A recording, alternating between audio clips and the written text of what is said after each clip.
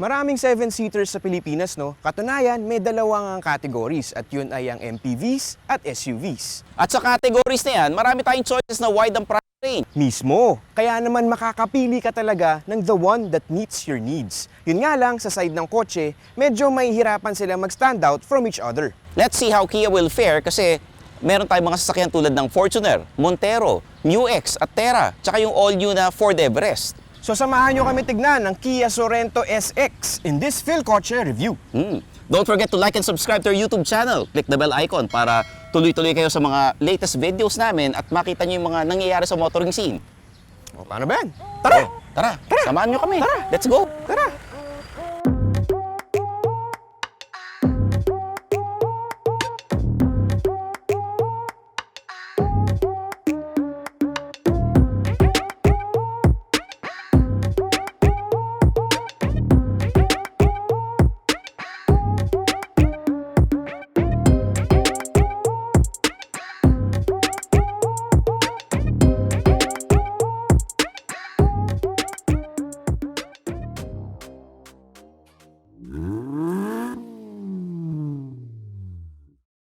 Kotse ba?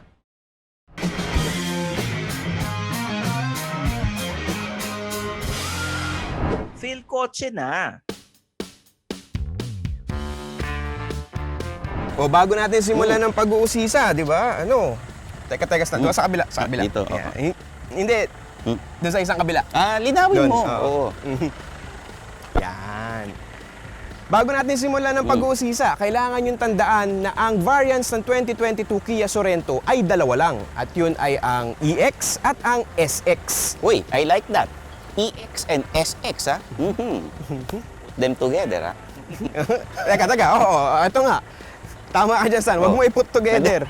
At ang kasama nga natin ngayon ay ang top-of-the-line variant na SX in White Pearl na nagkakahalaga ng 2,598,000 pesos. Yung silver nito mas mura ng onte at 2,588,000 pesos.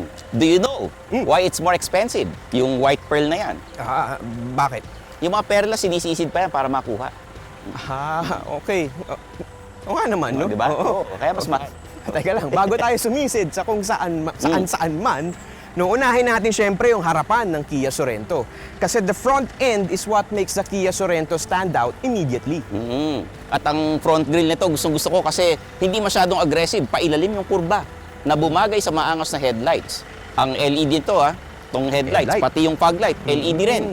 Diba? Oo. Tsaka alam mo, Stan, no, very assertive din tong sasakyan na to. Tsaka di niya kailangan ng big chrome pieces for elevated styling. Alam mo yung chrome piece na yan na manipis? Nagmukhang black and white tong sasakyan na to, which nagmukhang minimalist na nauuso ngayon, which I like. Minimalist. Agree. Sa minimalist. Yan. The Kia Sorento has the same amenities for the EX and SX variants. They both have automatic LED multi-reflector headlights, LED DRL, LED fog lights, and rain-sensing wipers. Dito tayo sa side. Dito Ikaw tayo na dyan. lumipat dito. Sige. Diba? Oo. Sa gilid tayo. Sa gilid. Wag dyan. Dito sa kabila. Babalik ako doon? Hindi. Sa likod? Oo, doon ka. Oo. Di naman nililinaw din kasi. Dito tayo sa gilid. Ang tikas itong gilid ng sasakyan na to, Tapos yung gulong ang laki, 19 inches. Oo, Stan, tama ka dyan. 19 inches na yan. Tapos disc brakes on all wheels. Oo. Tapos mapapansin mo rin dito sa side, yung kanyang chiseled character lines, na talaga namang straight. Oy, wow, chiseled. Parang hinulman ng skulptor. Oo. Gaya nga nasabi ko, straight na straight kasi talaga. Pero it was broken nicely pagdating dito sa fenders. Diba? And then, papansin mo rin dito, may parang kink siya sa rear quarter May mga glass. kinks ka. Oo, sabi ko na nga ba eh. Tsaka, note din natin na itong Kia Sorento has the same platform as the Hyundai Santa Fe. Pero ito yung cladding niya manipis. Nagmukhang klase itong sasakyan na to. Ang ganda. Agree. Oo. As for the amenities sa side, meron tayong 19-inch wheels tulad nga ng sabi ni Stan. And my power folding mirrors with LED turn signals. Tara dito. Come here. Etong likod natin, mas naging chiseled yung design. Bumagay pa itong bagong Kia logo dito sa tailgate. Oo, Stan. Tapos papansin mo rin, meron siyang LED taillights na in vertical shape. Tapos split into two, and then merong slick accent dito sa gilid. Yan. Tapos it reminds me of the Kia Mojave. Oo, Mojave. Mojave. Yun yung kahoy na matigas. Matibay. Oo, Mojave. Ah, Sabi mo, Molabe. Oo, Mojave. Nililito na naman niya ako. Oo. Yung Oo. Kia Mojave is a pickup-based SUV. Okay. Tapos dito, yung Sorento logo bumagay dito sa tailgate. At Mhm. speaking of tailgate, meron itong Yan. Nako. powered Power tailgate. tailgate. At alam nyo na, pag may powered tailgate, meron kaming dance number. Stan, okay na. Seryoso na tayo. Oo, Oh, seryoso. sorry, I got carried away. pare. Oh, sukatin natin to. Sige, asan na ba yung Teka, bag kunin natin? ko yung medium size backpack muna tayo. Pack. Backpack muna. Oo, backpack, yan. Oh. Ba, maluwag. Maluwag, di ba? Dito natin igilid, Oo, mga kahit- apat, kasya. Oo. Even third row seats up yan, ha? Oo, Oo. partida yan. Mhm. Oo, subukan naman natin pag maleta. Yan ang pinagusto kong sinabi mo. Sige, Saan mo kukunin? dito. Ba? Oy, malaki ah. O, itupin natin. Di, lagay mo muna, di ba? Lagay With the muna third dito, row yan. seats, di ba? Para makita natin. Medyo Kailangan, hindi kaya, no? Hindi kaya. Hindi natin masasara. Sige, Senpai, hawakan ko muna to. Hilahin mo yan. Ito yung isa. Yan, Yan. kasi higa natin. Yan natin. Malaki to, ha? Oo. Oo. Yung sumabit na. One. Mga Ito, apat na malalaking maleta plus isang malaki rito, siguro mga 6 kasya. Safe to say, 2 Oo. to 3 na large size maleta ang kasya dito sa likod. Tsaka tama si Stan, pwede ka pa maglagay dito ng mga medium size. Oo. Ngayon, mas maluwag pa to pag nakatupi yung second row seats. Oo, totoo. Oo. Talagang full cargo capacity Oo. mabibigay sa inyo. Okay. Ano yan? Sinipin. Yan. Meron pang toolbox. Oh. Sara mo na kaya? Oo. Sasara na natin. Sa Sige. pindutan lang. Mhm. Oo. Okay. Magaling! Talaga namang new era of design na ang Kia. At kitang-kita ito dito sa Sorento. At reminder lang, Stan, yung EX at SX trims ng Kia Sorento ay parehas ng exterior amenities, including yung powered tailgate. Oo. SX, EX. Ah. I like it. Oo, sige. Ano ba mabubuo pag pinagsama ko yun? Oo nga, no! How I miss. Bago tayo pumasok, dimensions muna tayo. It measures 4,810 mm in length, 1,900 mm in width, 1,700 mm tall, and has a wheelbase of 2,815 mm and a ground clearance of 176 mm. Kung ikukumpara siya sa isang more common 7-seater SUV na nagsisimula sa letrang F, makikita na lamang ang Kia Sorento in all areas. Pero mag-translate kaya ito sa interior space? Tingnan natin. Dito sa second row ng Kia Sorento, as you can see, it has generous room for 3 adults. It has aircon vents behind the center console, a 12-volt socket, and USB port under it. Tapos may center armrest and cup holders. Sa doors naman, may bottle holders din and another set of cup holders sa ibabaw near the armrest. May one-touch tumble and slide function itong second row seats para dun sa third row access. Pero bago natin kamustahin si Stan dun sa likod, Hi, Tito Martin. nakatingin ka pala. Hello.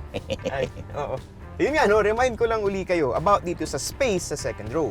Like what I said earlier, kasya dito up to 3 adults. Ang problema nga lang, pag may nakaupo dito sa gitna, mahaharangan ng legs niya yung rear AC vents na nandito sa center console. Dito sa third row, napaka-okay in terms of features. May aircon vent dito sa tabi. May cubby holes at cup holders sa armrest. Sa kabilang side, may aircon blower control kung gusto mong mas malakas na hangin. Hindi ka na magre-request sa second row. And may 12-volt socket for charging. Mas okay to kaysa sa built-in USB ports na mabagal ang charging. Kamusta naman dyan in terms of space and seating position? Maluwag ang headroom at legroom. Kaya lang, ang napansin ko, yung tuhod ko medyo mataas masyado kasi mababa yung yung upuan. So, kasya itong 2 adults na siguro 5 feet pababa. Pero kung bata ang upo rito, maluwag na maluwag. Ito, yung sa tuhod ko lang, pag long drives, baka hindi ko kayanin. Mangawit ka? O mangangawit ako. Pwede ako mag-Indian seat, pero mangangawit din ako. Okay. O bago ko pala makalimutan, Stan, itong front passenger seat, may mga pindutan din dito para maa-adjust mo paharap, masasagad mo paharap yung adjustment ng upuan pagka nakasakay si Bossing dito sa second row. Ngayon, kung hindi naman kaya, pwede rin namang i-atras ni Bossing yung kanyang upuan paatras. Yon ay kung walang nakasakay sa third row. Meron tong cup holders, armrest sa gilid, magkabilang gilid yan ha. Meron tayong 12-volt socket, tsaka mga USB port. At lahat ng mga binanggit namin ni Martin dito sa second row and third row, meron din yan sa EX variant. Oo nga naman. Oh, yan. Tsaka kung matangkad ka din, no, pwede mo i-adjust yung headrest mo dito para hindi ka mangangawit. Okay. Tara doon tayo sa harap. Sige. Parang masama loob mo sa akin eh. Sa harap, sige. Ayaw nga pala, paano ka lalabas? Siyempre, pakita natin. Yan. Okay ah.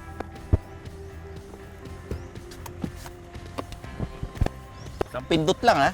Alam mo, pwede mo rin pindutin yan pabalik. Oo. Talaga ba? Siyempre, Paano? ipindutin mo to. Oh. Sabay tulak. Anak ng wala. Ginara! Yung presyo na binayaran mo dito sa Kia Sorento, napunta dito sa harap. Kasi very premium ang look and feel. Modern na modern. Kasi meron siyang leather material sa harap, may wood accent, satin silver, and yung piano black trim. Oo nga pala. Kasi damay dito ako sa mga features na meron ka. Meron itong 8-way power adjustable at may heating and cooling function. At gustong-gusto ko kung saan nila nilagay yung buttons ng heating and cooling functions. Ito. Yan. Oo nga, very accessible di ba? Tama ka dyan. Sa akin naman, 8-way powered adjust din yung seats. Pero with the addition of lumbar support. Tapos ang gusto ko pa dito, meron siyang thigh support na na-adjust mo rin through a push of a button. Dito siya. Then pagdating naman dito sa steering wheel, meron tayong leather wrap. Tapos tilt and telescopic yung adjustment. It also comes with a heated function para kung nakatira ka sa Baguio, Tagaytay, at sa iba pang malalamig na lugar. And then meron siyang buttons for the audio, phone, cruise control, tsaka lane keep assist. Okay. Maganda yung yung dashboard na accent, pati yung sa door. Kasi meron siyang leather, very premium na naman ang dating. Meron siyang wood na texture na hindi siya sobrang dark ha. It breaks the monotony of the black. And speaking of braking, Yung mga split-split na yan, yung mga brake-brake na yan. Yung aircon natin, naka-break into two. Kasi yung taas, pwedeng sa'yo, yung baba, pwedeng nasa second row pag nainitan si boss. yan, Diba? tama ka dyan, Stan? Lalo na kapag ka nakasakay nga doon si boss, sabi mo, added airflow yun sa kanya. Pero sa akin, meron pa rin ako ditong maliit na galing sa gitna. Pwede ko Yan. itutok sa Oo. hita ko. Speaking of maliit, ang laki nung screen natin, ikwento mo naman sa akin yan, Tito Martin. Sige, Senpai Stan. Oo. For the driver, meron siyang 12.3-inch LCD digital display na lahat ng vehicle info na kailangan niya nandito na. Tapos, dito rin lalabas yung blind spot view camera. Depende kung ano ang naka-activate na turn signal. Then pagdating mo sa gitna, meron tayong 8-inch infotainment touchscreen with wireless Apple CarPlay na yan At meron din tong Android Auto. Na may physical buttons. Alam mo naman kasi gusto ko yung mga kinakapa-kapa. Nararamdaman ko. Yan. Well, Stan, kasi hindi naman masyado maganda kung puro touch-based yung controls Lalo na kapag ka umaandar ka and you're out on the road, diba? Pero dito sa baba, sa baba ng infotainment touchscreen, meron tong Kia Sorento na dual zone automatic climate control, diba? Which gives you the ability to adjust yung temperature mo pag nilalamig ka na hindi maaapektuhan yung desired temperature ko. Ito yung temperature na buttons, tapos touchscreen yung yung fan speed. Ano masasabi mo diyan? Well, okay sana kung parehas silang may physical knobs or may physical switch. Kaso kung papipiliin ako ng isa lang, mas gugustuhin ko na may switch yung fan speed control. Kasi mas gamit mo yun compared dun sa temperature adjustment. Well, yan naman ang silbi ng pasahero. Utusan mo na lang, magpindot-pindot ng ganyan. Oo nga. Pero kung wala, antay ng stoplight. Eto, dito sa baba, meron tayong USB port. Tapos, dahil sa SX na trim, meron tayong wireless charger. Shifter o yung cambio. Meron tayong cup holders. Kasi yung mga tumbler dito. Nice. Tapos dito naman, sa shifter natin, meron tayong drive mode selector. Tapos marami rin siyang buttons dito, like for the heated steering wheel, auto brake hold, hill descent assist, at meron tong electronic parking brake.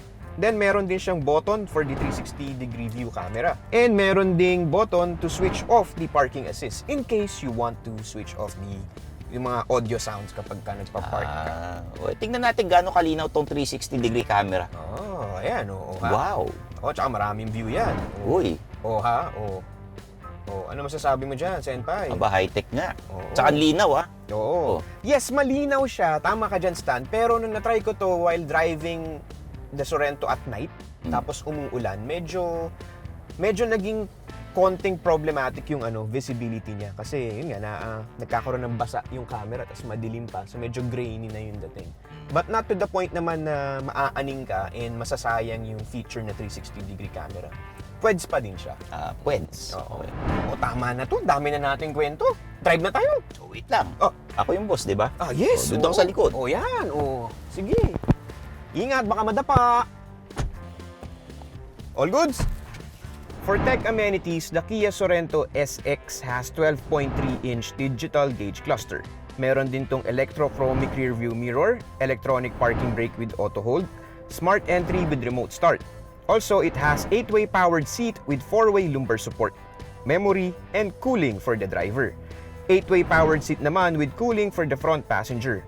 Meron din tong dual zone climate control with rear air controls, 8-inch touchscreen with wireless Apple CarPlay and Android Auto, 6 speakers at saka wireless charger. Exclusive to the Kia Sorento SX are blind spot view monitor, lane keeping assist, forward collision avoidance assist, rear cross traffic alert, and 360-degree surround view monitor. It shares standard safety features with the EX trim. These are cruise control, front and rear sensors, front, side, and curtain airbags, ABS, electronic stability control, downhill brake assist, hill start assist control, trailer stability assist, and ISOFIX tethers. The Kia Sorento is equipped with 2.2-liter SmartStream diesel CRDI turbo engine. It delivers 200 horsepower and 441 Nm of torque. And then it's connected to an 8-speed SmartStream dual-clutch transmission. In terms of fuel economy naman, nakakuha kami ng 8 km per liter sa stop-and-go traffic.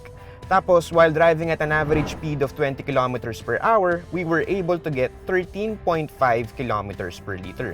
And then on the open highway, we were able to get 21 km per liter at an average speed of 90 km per hour. We're now driving the Kia Sorento SX. And isa sa pinaka-nagustuhan ko sa sasakyan na ito is yung kanyang acceleration. Swabe, tsaka good yung kanyang acceleration, which gives you the idea na maganda yung nabibigay na power ng kanyang 2.2-liter diesel engine. It has enough power to pull and push the vehicle. Although, note ko lang, during the duration of our test drive, ang nakasakay lang mostly inside the Sorento is 2 tao lang, which is ako and si Senpai Stan.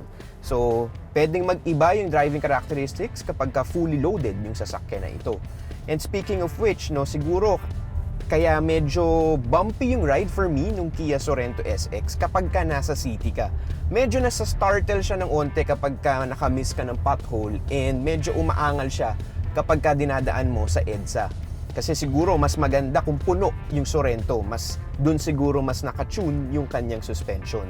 Well, yun nga, since dalawa lang kami ni Stan, medyo magaang yung weight namin sa loob. And then when it comes to the steering wheel naman, maganda yung feel niya. It has this light feel, pero hindi ganong kagaan.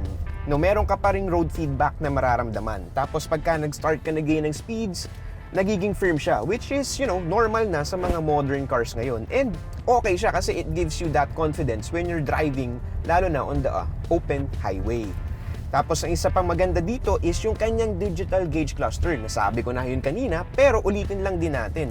Kasi dun lumalabas yung blind spot camera view mo. Depende kung saan mo i-activate yung turn signal mo. Gaya nito, kakaliwa ako, flick ko lang yung turn signals ko to the left, tapos yung isang circle dito sa digital cluster mo, i-view niya kung ano yung nandito sa blind spot mo. So ano magagawa nun? Mas madali ka makakaliko and mas safe ka, sure mo na wala kang tatamaan. Pero sa unang gamit mo ng Kia Sorento, baka medyo malito ka lang kasi nandito siya eh. Hindi siya masyado pansinin, lalo na kung yung driver's view mo nandun lang sa harap.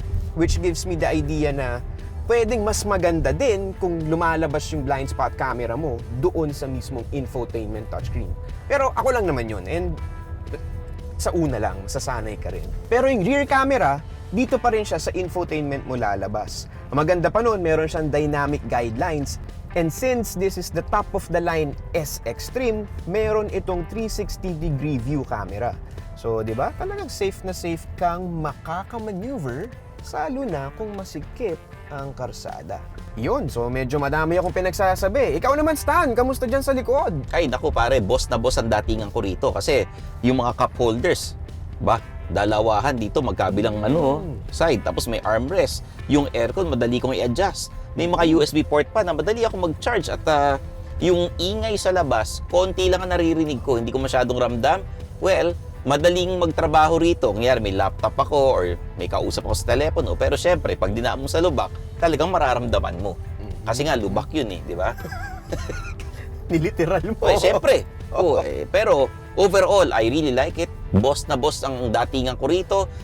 Namimiss ko lang yung yung shade na madilim dito pagka maaraw. Kasi di ba, kung boss ka, ayaw mo maarawan eh. Yung shade sa bintana, sa bintana dito na tinataas. Oo. Yan, tsaka yung sunroof, medyo namimiss ko lang. Kasi syempre, 2.5 something to. 2.598. Oo. Tsaka alam mo, Stan, no? Since nasabi mo yung namimiss mo yung mga ganyang bagay, ako rin may na-wish akong sanang na-integrate din ni Kia dito sa variant na to. At yun ay yung adaptive cruise control. Diba? Naku, so, oo nga. may cruise control siya, pero standard lang. Pero yun nga, mas siguro for its price, expected na ng tao na meron siya nung adaptive cruise control na technology. Hindi niya na-adapt yung adaptive, no? Umi-standard lang. Oo nga eh. Pero at least meron, di ba? Oo. I can say, yung riding comfort ko rito, pwede akong mag-relax talaga. Komportable eh. Pwede pa i-adjust yung sa may dito sa ulo. Yan. Yung diba? address mo. Oo. Tama ka dyan, Boss Senpai Stan. So add ko lang, no, the Kia Sorento is stable and planted kapag ka dinadrive mo sa expressway. Kumbaga sa city, medyo may konting bumpy ride siya. Pero pag once na dinrive mo na to sa expressway, suwabe. Kumbaga, for me, yun yung parang home ni Sorento kapag ka nasa expressway siya. Sobrang swabe niya at sarap niya dalhin. Tito Martin, Yes! anong sabihin ng stable and planted? Stable and planted. Hindi aalog-alog yung kotse mo. Oo. It feels like, you have that sense of control and yung comfortability na ibibigay niya sa'yo kapag nag-highway driving ka is different. So para siyang smooth operator, smooth cruiser, highway cruiser, lahat na ng may cruiser, cruising together. Iba kasi yung intindi ko sa planted. Yan na naman. Parang nagtatanim, pare. Yan ang hirap pag vegan. Pero hi mga vegan friends. Kamusta sa Ilocos? Ganyan ka, ha? Hindi vegan, mga taga-vegan. Iluto ikaw, naman. Alam mo namang love everyone tayo dito. Sige, husgahan na nga natin tong sasakyan na to. Sir?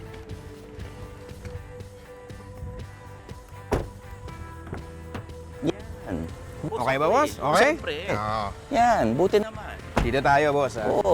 Medyo tayo. Wala akong dalang payong, boss, pero okay lang. Okay lang, pero next time pag wala kang dalang payong, mamamimuhan ka. Mamimuhan. Oo. Pero ito, wala nang paligoy-ligoy pa. Etong Kia Sorento SX variant ay nagkakalaga ng 2,598,000 pesos. Kung gusto nyong bilhin yung silver naman na hindi white pearl, hindi pearl white, mas mura ito ng 10,000 pesos. Oo. Tsaka note lang natin, same amenities ang makukuha mo pagdating sa exterior sa EX and SX trims. Yan, included dyan yung striking design. Yes. Yung unique LED, DRLs, tsaka yung kanyang headlight assembly. Meron din yung chiseled sides. Oo. At tsaka yung paborito mo, Boss Senpai Stan. The yung, powered yan. tailgate. Oo. Yan. Powered Siyempre. tailgate. Nakita mo naman yung mga amenities niya. Yung third row, may aircon. Yung second row, maluwag, may mga USB ports. Tapos may center armrest, maraming cup holders. At yung aircon na naman, ma-adjust mo. Yes. Pati yung sa harap. Napakaraming tech features. Oo, diba? agree. Oo. Pero if you're looking for more convenient features like the adaptive cruise control, you can find it here. Pero it doesn't take away the fact na the Kia Sorento SX is a very good offering. Ramdam mo yung binayaran mo eh. Mismo, Oo. Senpai. Tsaka ito yung sasakyan ng mga tipong pag iniwan mo sa garahe o sa parking space sa mall, lilingunin mo eh. Oo, kung nandyan pa. Kasi baka nanakaw sa sobrang Ang ganda eh. Di ba? O baka sumisid. Yan ka na naman sa Siyempre, sisid. di ba? Oo. Pero maganda dyan, mag-subscribe kayo sa aming YouTube channel. Click the bell icon palagi para, syempre, nauuna kayo sa mga latest videos namin. At pagka nag-subscribe kayo sa Phil Kotse, mag-subscribe rin kayo sa mga social media accounts ko. Kumpleto ko niyan. Meron din ako YouTube at makinig kayo sa aking podcast, underpaid. So paano ba yan? I'm your host, Stanley Chi, ang inyong senpai ng turbuhan. At ako naman si Martin Aguilar, ang inyong cambio boy next door. So, kita-kits tayo sa next video dito lang sa Phil Kotse. Bye-bye! Tara, boss dito na tayo, boss. Siyempre, oo. Boss is coming into. Over, 10 out. Boss. Oo, yan. Boss. Wag dyan, may EBS dyan, boss. Sige.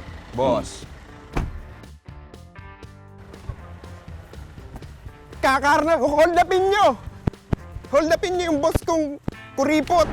Thanks for watching. For the latest news, reviews, and anything you want to know about cars and car ownership, visit philcoche.com. Follow us on YouTube, Facebook, Instagram, and Spotify para hindi ka huli sa usapan. Tandaan, kotse ba? Phil Kotse na!